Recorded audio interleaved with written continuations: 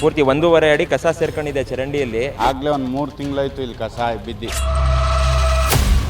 Main road ಹತ್ರನೇ ಎಲ್ಲ ಜನ ಕಸ ಡಂಪ್ ಮಾಡ್ತವ್ರೆ. ಚರಂಡಿ ಪೂರ್ತಿ ಬ್ಲಾಕ್ ಆಗಿಬಿಟ್ಟು ಒಳಗಡೆ ನೀರು ಬಂದ್ಬಿಡ್ತಲ್ಲ.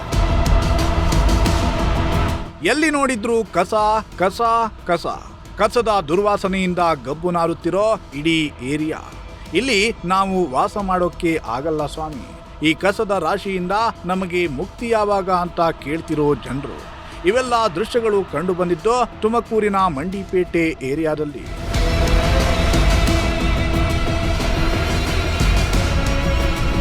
ತುಮಕೂರು ನಗರದ ಹೃದಯ ಭಾಗದಲ್ಲೇ ಇರೋ ಮಂಡಿಪೇಟೆಯಲ್ಲಿ ಎಲ್ಲೆಂದರಲ್ಲಿ ಕಸ ಬಿದ್ದಿದ್ದು ಇಡೀ ಏರಿಯಾವೇ ಗಬ್ಬು ನಾರ್ತಿದೆ. ಮಂಡಿಪೇಟೆಯ ಮೊದಲನೇ ಮುಖ್ಯ ರಸ್ತೆ ಹಾಗೂ 2ನೇ ಅಡ್ಡ ರಸ್ತೆಯಲ್ಲಿ ಎಲ್ಲೆಂದರಲ್ಲಿ ಕಸವನ್ನ ಸುರಿದು ಹೋಗಿದ್ದು ಹಲವು ದಿನಗಳೇ ಆಗಿದ್ರೂ ಕೂಡ ಕಸವನ್ನ ಎತ್ತಿಲ್ಲ. ಇದರಿಂದ ಕೆಟ್ಟ ವಾಸನೆ ಬರ್ತಾ ಇದ್ದು ಜನರಿಗೆ ತೊಂದರೆ ಆಗ್ತಿದೆ. ಇಲ್ಲಿ ಏನಾಗಿದೆ ಅಂದರೆ ಮೇನ್ ರೋಡ್ ಹತ್ರನೇ ಎಲ್ಲ ಫುಲ್ಲು ಜನ ಕಸ ಡಂಪ್ ಮಾಡ್ತವ್ರೆ. ಮತ್ತು ಏನಾಗಿದೆ ಅಂದರೆ ಇದು ಕಸ ಡಂಪ್ ಮಾಡ್ತಿರೋದ್ರಿಂದ ಸೊಳ್ಳೆಗಳ ಕಾಟ ಜಾಸ್ತಿ ಆಗಿದೆ, ವಾಸನೆನೂ ತುಂಬ ಜಾಸ್ತಿ ಆಗಿದೆ. ಇವರು ಮಹಾನಗರ ಪಾಲಿಕೆಯವರು ಏನು ಕ್ರಮ ವಹಿಸ್ತಿಲ್ಲ ಇದ್ರ ಬಗ್ಗೆ.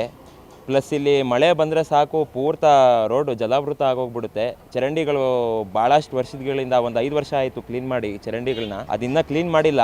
ಪೂರ್ತಿ 1.5-2 ಅಡಿ ನೀರು ರೋಡ್ ಮೇಲೆ ಬಂದ್ಬಿಡುತ್ತೆ. ಇಲ್ಲಿ ಮಹಾನಗರ ಪಾಲಿಕೆಯವರು ಭಾಳಷ್ಟು ಸತಿ ನಾವು ಕ್ರಮ ವಹಿಸಿ ಅಂತ ನಾವೆಲ್ಲ ರಿಕ್ವೆಸ್ಟ್ ಮಾಡಿದ್ದೀವಿ.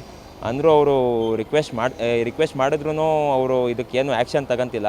ಸರಿ ಹೇಳ್ಬಿಟ್ಟಿದ್ದೀನಿ, ಗಾಡಿ ಲೋಡ್ ಐತೆ ಬರ್ತೀನಿ ಅಂತದಾರೆ.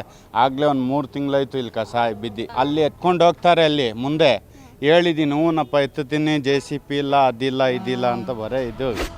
ಇನ್ನು ಎಲ್ಲೆಂದರಲ್ಲಿ ಬಿದ್ದಿರುವ ಕಸವನ್ನ ಹಸು, ನಾಯಿ, ಹಂದಿಗಳು ಎಳೆದಾಡುತ್ತಿದ್ದು ಇಡೀ ಏರಿಯಾದ ತುಂಬ ಕಸ ಹರಡುವಂತಾಗಿದೆ.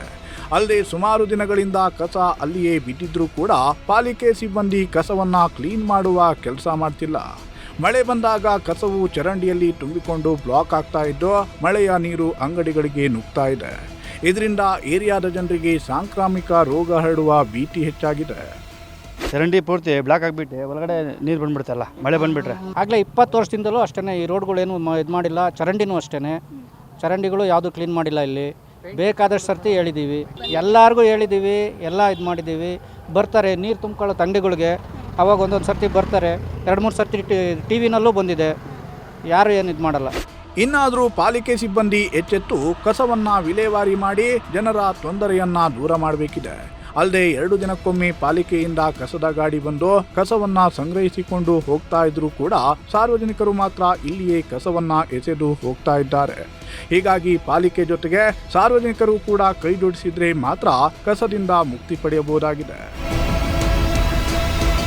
Bureau report, Prajashakti TV, Tumakuru.